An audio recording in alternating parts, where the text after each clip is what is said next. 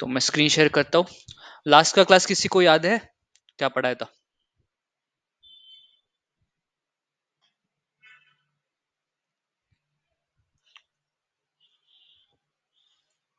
याद करो थोड़ा सा। The mixture. Mix Mixture and pure substance. Correct. Vivaan थोड़ा थोड़ा याद है मिक्सचर्स क्या होते थे, रियल प्योर सब्सटेंसेस क्या होते थे? हाँ सर। ओके। तो बहुत कॉम्प्लेक्स नहीं था। तो लास्ट टाइम हमने काफी एक ब्रीफ सा इंट्रोडक्शन लिया था कि केमिस्ट्री क्या होता है।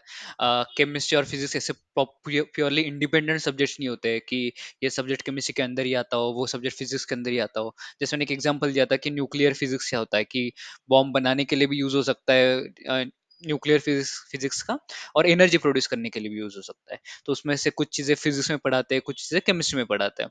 तो मोरलेस जैसे physics is the study of matter and its energy, chemistry as well, chemistry में हम एनर्जी के बारे में पढ़ेंगे, मैटर के कंपोजिशन के बारे में पढ़ेंगे। तो what is matter? Matter is any material that occupies space and has मास। हमने ये फिजिक्स में भी देखा। तो हम आज बहुत ब्रीफ रिपीट करेंगे शायद। ब्रीफ प्योर सब्सटेंसेस क्या होते हैं, मिक्सचर्स क्या होते हैं, आपको शायद याद है। एक एग्जांपल ले लेते हैं कि गोल्ड क्या है, प्योर सब्सटेंस या मिक्सचर है? Pure Pure substances. Hmm. Pure Mixture. Substance. Correct. ठीक है, वी क्लासिफाई प्योर सब्सटेंसेस और मिक्सचर्स। तो इसमें से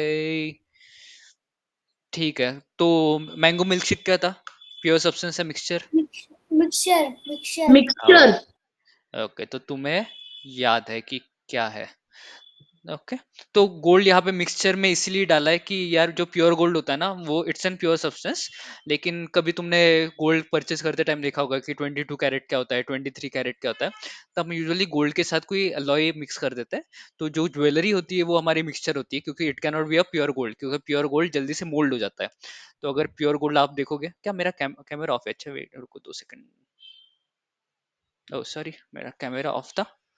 तो प्योर गोल्ड जो होता है वो मोल्ड हो जाता है जल्दी से, तो उससे ज्वेलरी बनाना बहुत मुश्किल होता है। तो gold jewellery is an mixture, उसमें कोई अलॉय ऐड किया जाता है जिससे स्ट्रेंथ आ जाए गोल्ड में।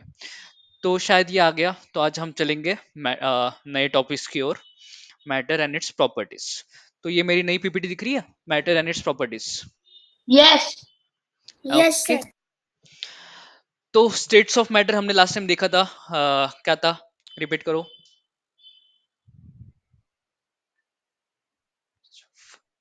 4 स्टेट्स ऑफ मैटर सॉलिड कौन सी थी? Liquid, solid Solid, liquid liquid, gas and gaseous, plasma.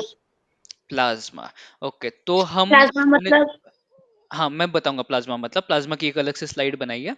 तो सॉलिड लिक्विड्स और गैसेस हम मेनली स्टडी करेंगे, क्योंकि ये स्टडी करने के लिए आसान है। प्लाज्मा इज मोर और लेस इक्विवेलेंट टू गैस, पर it's an highly ionised gas. तो हम थोड़ा सा कॉम्प्लेक्स टॉपिक आ जाता है, वो हम पढ़ेंगे। तो अगली स्लाइड्स में हम कवर करेंगे।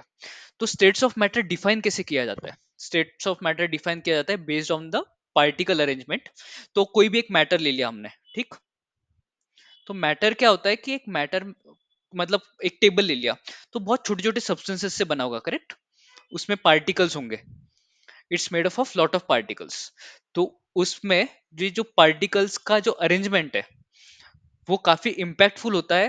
वो सब्सटेंस सॉलिड है, लिक्विड है, गैस है और प्लाज्मा है, बेस्ड ऑन उनके लिए।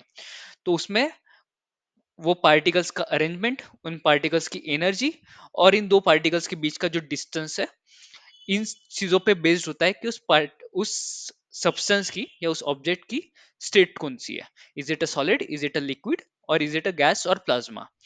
तो based on arrangements of particle, based on energy of particles, and based on distance between the particles। तो मैं आगे आऊंगा, एक एक समझाऊंगा कि कैसे कैसे होता है। तो for example, kinetic theory of matter. तो मैटर मैटर कोई भी एक मैटर है, वो बहुत सारे पार्टिकल से बना होता है, सिमिलर पार्टिकल से। तो हम स्टेट ऑफ मैटर कैसे डिफाइन करते हैं? बेस्ड ऑन वो पार्टिकल्स कैसे अरेंज्ड है। Particle arrangement, arrangement, particle energy, और क्या था, पार्टिकल के distance. Okay, distance between the particles, distance between particles. तो ये जब पार्टिकल्स होते हैं ना, कि सॉलिड पकड़ लो, लिक्विड पकड़ लो और गैस पकड़ लो, ये ना जो छोटी छोटी पार्टिकल्स होती है, ये कंटिन्यूसली ना मूव करते रहते हैं, मतलब उनका थोड़ा थोड़ा वाइब्रेशन हमेशा चल रहा होता है, they keep on vibrating even at the room temperature. और जैसे हम उन पार्टिकल्स का टेम्परेचर बढ़ाओगे, उनका ये मूवमेंट स्ट्रांग हो जाता है, मतलब ये जो है ना, ये ऐसे वाइब्रेट, जैसे डायग्राम में दिखा रहे हो ना, ऐसे ये हमेशा मूव करते रहते हैं। जैसे एनर्जी बढ़ाओ, इनका मूवमेंट बढ़ जाता है, इनमें एनर्जी बढ़ जाती है, जिससे और हीट दो और मूव करते रहते हैं, तो उसकी एनर्जी बढ़ जाती है। तो काइनेटिक थ्योरी ऑफ मैटर में ये बताते हैं कि जो ऑब्जेक्ट बनाए जिन पार्टिकल से, they'll keep on moving, they'll keep on vibrating and they'll keep on doing the motion in random motion, मतलब उनका कोई सीक्वेंस नहीं होता। आ, तो this is how an object is made up of. तो सबसे पहले आता है सॉलिड। तो सॉलिड ये ऑब्जेक्ट हो गया, इसमें ये जो पार्टिकल्स है, correct,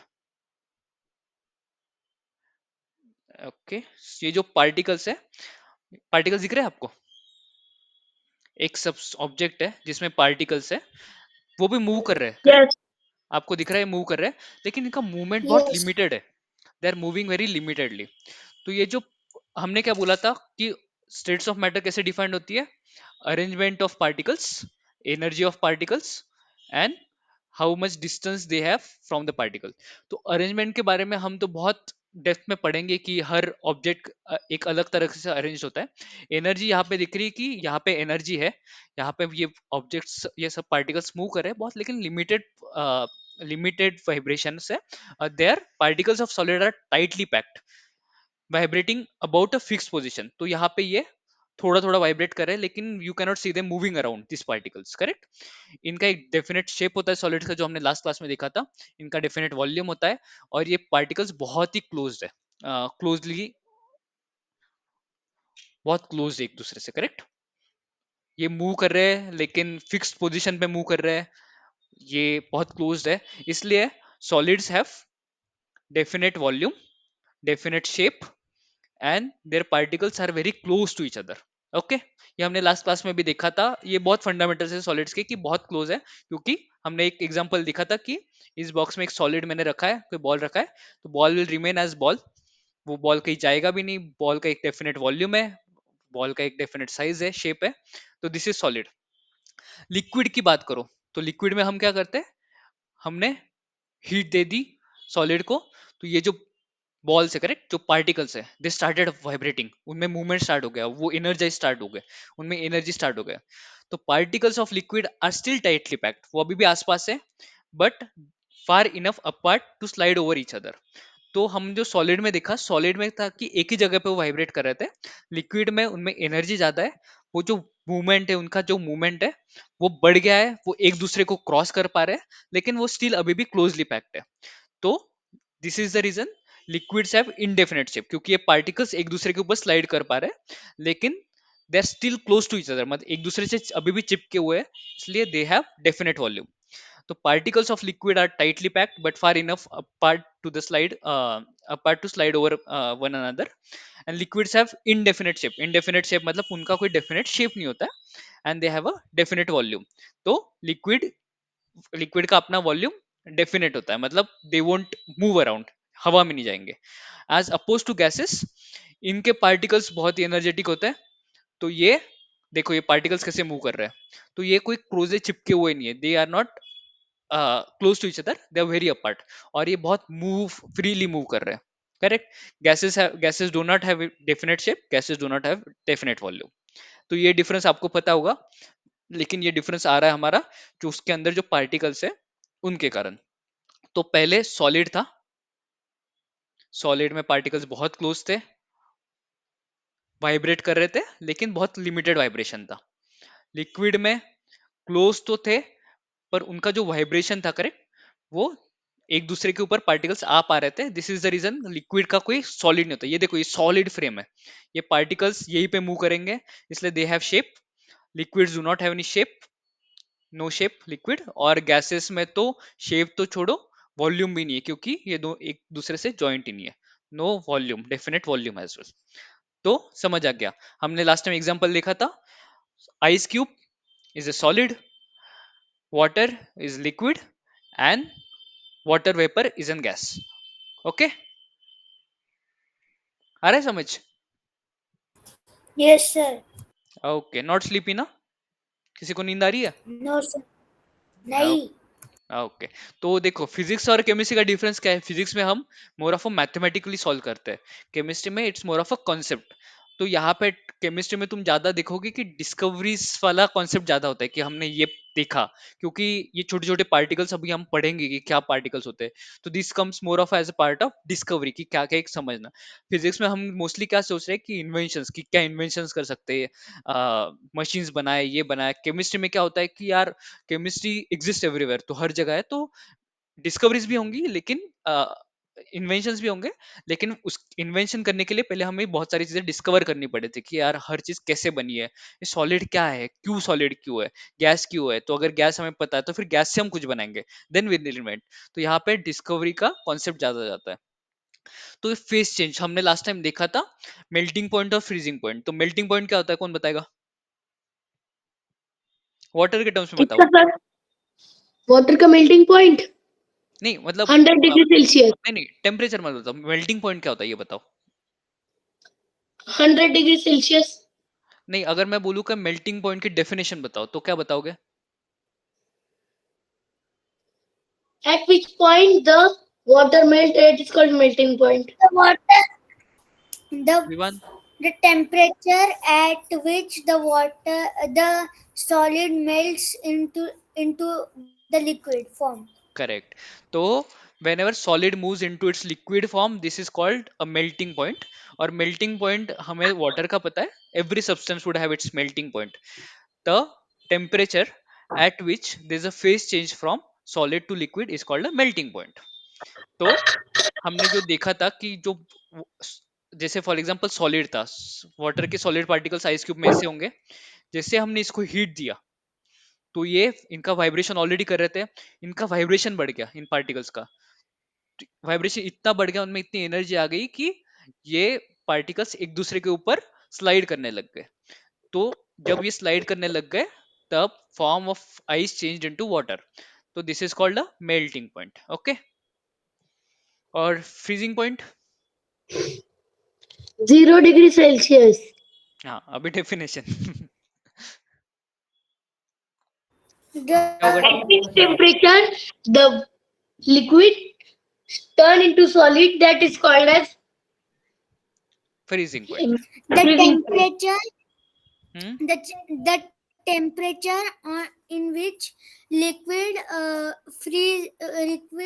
gets freezed into the solid, it is called as freezing हाँ, liquid freezing. Correct correct, freezing point. तो विवान बस एक चीज कि चलो यार अभी तो हमारा कोई थियोरेटिकल स्कूल का लेक्चर तो है नहीं, बट मोस्टली अगर किसी ने पूछा तुम्हें फ्रीजिंग पॉइंट का डेफिनेशन ना, तो उसमें ये फ्रीज वाला टर्म यूज मत करना कि टेम्परेचर एट विच तुमने बोला कि liquid freezes into solid, correct है, तो उसी को फ्रीजिंग पॉइंट बोला था कि लेकिन the temperature at which phase of liquid changes into phase solid phase, liquid phase changes into solid phase, that temperature is called a freezing point। क्योंकि मतलब मैं अगर बोलूँ कि डिस्टेंस का फॉर्मूला बोलो और आपने डिस्टेंस के फॉर्मूला में बोल दिया कि distance covered by car is called distance, तो वो अजीब होता है, करेक्ट। तो इट्स ऑलवेज कि the temperature at which liquid phase turns to solid phase. तो इसमें एग्जैक्टली अपोजिट होता है कि हम हीट देंगे नहीं, अगर इसमें से हम हीट निकाल लेंगे तो इसकी एनर्जी कम हो जाएगी, इसके वाइब्रेशंस कम हो जाएंगे, तो ये एक दूसरे के ऊपर स्लाइड करना बंद कर देंगे particles, it will convert to solid. तो solid to liquid, liquid to solid, solid to liquid is melting, liquid to solid is freezing. Okay, तो हम जाएंगे नेक्स्ट स्लाइड पे। हाँ, अभी आगे तुम्हारी इंटरेस्टिंग फेस। तो अगर मैंने किसी गैस को और एनर्जी दे दी, कि सॉलिड को मैंने एनर्जी दी मतलब हीट किया तो पानी बन गया, पानी को एनर्जी दी तो गैस बन गया। अभी यार मैं गैस को एनर्जी दूंगा तो वो गैस ही रहेगा क्या? What happens if you raise the temperature to super high levels between 1000 degree to this is Sir, one it convert into It will flame. Flame. Okay, Daksh तुम्हारा क्या आंसर है? नहीं, वो अलग था थोड़ा सा.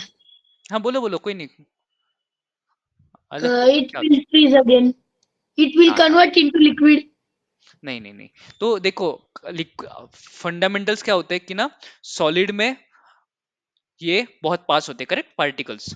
आप एनर्जी इसको दे दो तो लिक्विड में थोड़ा सा दूर होते हैं लेकिन, और वो एक दूसरे के ऊपर स्लाइड करने लग जाते हैं क्योंकि उनकी एनर्जी बढ़ गई है। गैस में क्या होता है कि वो बहुत ही दूर हो जाते हैं क्योंकि उसकी एनर्जी बहुत ज्यादा है। तो हम इसलिए इन तीनों का स्टडी करते हैं मोस्टली। तो जो प्लाज्मा वाला कॉन्सेप्ट आया था, करेक्ट, अभी इसको मैंने बहुत ही एनर्जी दे दी, तो वो गैस ही रहेगा, लेकिन उसमें कुछ अलग फोर्सेस होते हैं जो इलेक्ट्रोमैग्नेटिक फोर्सेस, या फिर इनके जो पार्टिकल्स है, करेक्ट, इनके ये जो पार्टिकल्स, ये पार्टिकल्स ब्रेक होने लगते हैं, तो इनके कुछ इलेक्ट्रॉन्स प्रोटॉन्स जो हम पढ़ेंगे वो बाहर आने लगते हैं, तो उसमें चार्ज आ जाता है। तो ये जो कुछ कुछ अलग अलग फिनोमिनाज होने लगते हैं बहुत हेवी टेम्परेचर पे, 1000 degree Celsius to, this is 1 gig, 1 gig Celsius, कि 9 जीरोस बोले ना, तो million is 6 zeros, billion is 1 billion degree Celsius, तो दिस इज बिलियन। तो इन टेम्परेचर्स पे ये खुद पार्टिकल्स अपने आप में टूटने लग जाते हैं, तो इनके कुछ कुछ इलेक्ट्रॉन्स बाहर आते हैं, तो अगर इलेक्ट्रॉन्स नेगेटिव चार्ज बाहर आया तो कुछ चार्जेस आ जाते हैं, तो that state is called a plasma state. तो state of plasma is an ionised gas. तो it's still a gas phase, मतलब पार्टिकल्स दूर दूर रहेंगे, लेकिन इन पार्टिकल्स का बिहेवियर चेंज हो जाएगा। तो ये थोड़ा सा कॉम्प्लेक्स आ जाता है कि जो भी एटम होता है, एटम इज, हम पढ़ेंगे एटम के बारे में, ये जो पार्टिकल्स जो बने होते हैं ना, इनमें से चार्जेस बाहर आने लग जाएंगे। तो चार्जेस बाहर आने के कारण जो गैस होगा ना, उसमें ही चार्जेस होगा। मतलब अगर तुम्हारे रूम में प्लाज्मा बन गई, करेक्ट, तो तुम्हारे रूम में एयर नहीं रहेगी, तुम्हारे इसमें चार्जेस होंगे, मतलब along with the gas air you will see charges, charges inside, what is inside the room. तो ये प्लाज्मा एक अलग से सेट हो गया, इसलिए हमें कभी नॉर्मली प्लाज्मा सेट दिखती नहीं है। ये ये जब सर पार्टिकल्स, हाँ हाँ बोलो, हाँ विवान सर बोलो। डिस्टर्ब किया। आयोनाइज्ड मतलब? हाँ वही बोल रहा था कि आयोनाइज अभी तक हमने पढ़ा नहीं है। जब एटम्स पढ़ेंगे ना हम, तो एटम्स यूजुअली क्या होता है कि ना, एटम मतलब कोई भी तुम वुड ले लो या कोई टेबल ले लो, तो ये ना एटम से बना होता है, मतलब smallest particle which is known to us, right, जिससे कोई भी चीज बनी होती है वो एटम से, जो हमें आंखों से नहीं दिखते, माइक्रो टेलीस्कोप से देखना पड़ता है, और उसमें भी हमें क्लियरली नहीं दिखता कि कैसा बना हुआ है। तो मैं आपको एक ब्रीफ दे देता हूँ कि वो कैसा दिखता है। एक न्यूक्लियस बोलते हैं हम उसको, जिसमें प्लस और न्यूट्रल चार्जेस होते हैं, और उसके अराउंड नेगेटिव चार्जेस घूमते हैं। ओके, तो इसको हम बोलते हैं, ऐसा कोई स्ट्रक्चर होता है जो हम डिटेल में पढ़ेंगे, दिस इज कॉल्ड एटम। तो इन एटम से पार्टिकल बनता है, एटम से बड़ा होता है पार्टिकल। तो इतना ज्यादा टेम्परेचर दे दिया, करेक्ट, हमने, तो इसमें एनर्जी इतनी बढ़ जाती है, इन पार्टिकल्स का मूवमेंट इतना स्ट्रांग हो जाता है कि ये जो इलेक्ट्रॉन्स है ना, जो इसमें चिपके हुए थे, मतलब किसी पॉजिटिव नेगेटिव चार्ज अट्रैक्ट करते हैं ना, तो ये इनके अराउंड रिवॉल्व कर रहे होते हैं, गोल गोल घूम रहे होते हैं, बीच में न्यूक्लियस होता है। तो ये जो नेगेटिव चार्ज है ना, ये बाहर पड़ना स्टार्ट होता है। तो अगर ये नेगेटिव चार्ज इससे बाहर पड़ा, तो this positive is equal to negative, अगर नेगेटिव बाहर पड़ा तो ये पॉजिटिव आयंस बन जाते हैं, पॉजिटिव आयंस, तो और बाहर कुछ नेगेटिव इलेक्ट्रॉन्स फ्री हो जाते हैं। तो इसको हम बोलते हैं आयोनाइज गैस, की गैस पर वहां पे कुछ चार्जेस दिख रहे हैं हमें, इसलिए इतनी इनिशियल लेवल पे हम इसका स्टडी नहीं करते, this is an complex state of matter. तो इसके पढ़ाई के लिए हमें एटम का स्ट्रक्चर पढ़ेंगे। तो ये जब इलेक्ट्रॉन्स प्रोटॉन्स में जब पढ़ाऊंगा आपको, इलेक्ट्रॉन्स बाहर पढ़ेंगे तो उसका पॉजिटिव चार्ज बढ़ जाएगा, फिर इलेक्ट्रॉन कहीं और जाएगा तो उसका नेगेटिव चार्ज बढ़ जाएगा। तो this is called an ionize gas, क्योंकि हमने इतना टेम्परेचर दे दिया, करेक्ट, ये पार्टिकल्स तो फ्री हो ही गए, लेकिन उसके अंदर के एटम्स भी ब्रेक करने लग गए, इतनी एनर्जी आ गई उसमें। अब plasma is a good conductor of electricity and is affected by the magnetic fields. तो ऑब्वियसली जब ये इलेक्ट्रॉन्स बाहर गिरेंगे, हम पढ़ेंगे, तब अगर फ्री इलेक्ट्रॉन्स होते हैं तो वहां पे इलेक्ट्रिसिटी, नाउ ये जो कॉन्सेप्ट है ना एटम्स वाला, ये इलेक्ट्रिसिटी में काम आएगा, इलेक्ट्रिसिटी भी इसी से बनती है, मतलब दिस इलेक्ट्रॉन्स, राइट, जो नेगेटिव पार्ट्स है, electrons protons neutrons, these are the ones which carry the electricity. So plasma will have those electrons everywhere, so it becomes a good conductor of electricity. तो plasmas like gases have an infinite shape and infinite volume. तो ये gases की तरह ही है, लेकिन हमने इतना temperature दे दिया, 1000 degree Celsius, 1 billion degree Celsius ना, तो उनके पार्टिकल्स के अंदर जो जो छोटे छोटे एटम्स है ना, वो भी ब्रेक होना स्टार्ट हुए, उनमें से इलेक्ट्रॉन्स बाहर गिरे, और इट्स एन आयोनाइज, मतलब आयोनाइज मतलब देर आर आयंस, आयंस मतलब there is a charge, it's an charge gas. तो उस गैस को चार्ज है, तो इस रूम में अगर गैसेस होते और मैं 1 लाख डिग्री कर दूं ना, तो जो ऑब्जेक्ट्स है ना, उनके इलेक्ट्रॉन्स बाहर गिरना स्टार्ट हो जाएंगे, और यहाँ पे चार्ज स्टार्ट हो जाएगा। सो हमें नॉर्मली अपने अर्थ पे या आसपास प्लाज्मा दिखता नहीं है। तो प्लाज्मा यूजुअली हमें कहाँ दिखता है, स्टार्स में, सन में। तो जो हम सन दिख रहे, करेक्ट, तो सन में भी यस, गैसेस तो होते हैं। इसलिए सन ऐसा ब्राइट है क्या? हाँ, तो सन सन होता है ना, तो सन में क्या होता है कि एक्सट्रीमली हाई टेम्परेचर होता है। तो वहां पे जो भी गैसेस है ना, तो गैसेस इतने टेम्परेचर में वो प्लाज्मा बन जाता है। क्योंकि इतना टेम्परेचर हमारे अर्थ पे अगर हो गया तो हम सब मर जाएंगे। तो ये जो स्टार्स है, स्टार्स में मतलब मिलियन डिग्री सेल्सियस होता है, million degree Celsius. Correct. Million मतलब 10 लाख 1 करोड़ डिग्री सेल्सियस के अराउंड टेम्परेचर जाता होगा, मेरे को एग्जैक्ट नंबर्स नहीं पता, लेकिन इट्स एन वेरी हाई इसका टेम्परेचर। सर, इसका सर, स्टार्स का, सन सन या कोई भी स्टार आपको आसमान में दिख रहा है, तो उनका टेम्परेचर सन का काफी हाई पता है, होता है। कितना होता है? 2448 अच्छा, Celsius. 2448 degree Celsius. Yes, okay, there are few stars जिनका टेम्परेचर और भी ज्यादा होता है, तो इस टेम्परेचर पे गैस टर्न इनटू प्लाज्मा। हमने जो देखा कि गैसेस को इतना हीट कर दिया, तो इतना हीट करने के बाद उनकी इलेक्ट्रॉन्स बाहर गिरे, दैट टर्न इनटू प्लाज्मा। तो जो भी टेम्परेचर आपको सन का दिख रहा है, तो सन पे होगा प्लाज्मा, जहाँ पे इलेक्ट्रिसिटी वगैरह फ्लो कर पाएगी उसमें से, क्योंकि it's an plasma form of gas. Gas और प्लाज्मा काफी सिमिलर है, but plasma is an ionize form of gas. Okay. इसके और कुछ एग्जांपल्स थे, जैसे आपने नॉर्दर्न लाइट्स, पता नहीं नॉर्दर्न लाइट्स आपको पता होगी या नहीं। यूरोप में कहीं गए तो आपको आसमान में नॉर्दर्न लाइट्स दिखती है, ग्रीन कलर की लाइट्स दिखती है। That is one of the examples of plasma. और कुछ एग्जांपल्स हो गए तो मैं देख के बताऊंगा, लेकिन प्लाज्मा हमें नॉर्मली नॉर्मल सर्कमस्टेंसेस में इतना दिखता ही नहीं है। Okay. There is a reason कि हम ऑलमोस्ट 12th तक सॉलिड, लिक्विड और गैस, इन तीन चीजों की ही पढ़ाई करते हैं। ठीक। कोई डाउट? No, sir. ओके। तो अभी हम बेसिक कॉन्सेप्ट्स पे आएंगे, तो हमें फिजिकल केमिकल रिएक्शंस है। मैं सोच रहा हूँ क्या क्या ये मैं स्टार्ट करूँ आज, या 11:43 तो हो गए, तो आज ओवर बर्डन तो नहीं हो गया फिजिक्स प्लस केमिस्ट्री? आप बताओ दोनों। अगर किसी को एक को भी लग रहा है कि यार आज ओवर बर्डन हो जाएगा, ज्यादा हो जाएगा, तो विल स्टॉप। हम अगले क्लास में इन फिजिकल और केमिकल रिएक्शंस स्टार्ट करेंगे, और अभी will stop it for the day. आप बताओ। ले लो सर। सर सर मेरे लिए तो थोड़ा बर्डन हो गया है, पर लेंगे तो ठीक, कुछ नहीं होगा। नहीं, एक ठीक है। काम करते हैं।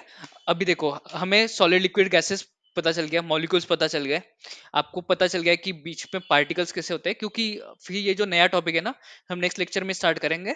इतना कॉम्प्लेक्स नहीं, ये भी आसान टॉपिक है। अगले लेक्चर में हम ये खत्म कर देंगे, फिजिकल रिएक्शन, सर, केमिकल अपने रिएक्शन, को फिजिकल प्रॉपर्टीज। रिवीजन लो ना। अभी रिवीजन ले ले। यस, फिजिक्स की। फिजिक्स ओके की सर। रिवीजन अभी लेनी है? ओके। नहीं, मेरे को बता, फिर केमिस्ट्री स्टॉप कर दे हम। यस। ओके, केमिस्ट्री स्टॉप करके फिजिक्स की रिवाइज करा दो, ठीक। यस सर, मतलब ओके। आप हमको क्वेश्चन पूछो, हम आपको आंसर देंगे। नहीं, मैं सोच रहा था अभी आपको होमवर्क ही दूंगा सीधा, मतलब जो अभी तक आपने नोटबुक में लिखा ना, तो आप शांति से, क्योंकि मैं तो अभी आंसर दे दूंगा तो आप सुन लोगे। मैं सोच रहा हूँ कि आपको, चलो एक एक क्वेश्चन दे देता हूँ बस, ठीक। विवन, आपको okay okay sir. Sir. Physics का एक क्वेश्चन दे देता हूँ, हम केमिस्ट्री यहाँ पे आज स्टॉप कर हाँ, देंगे।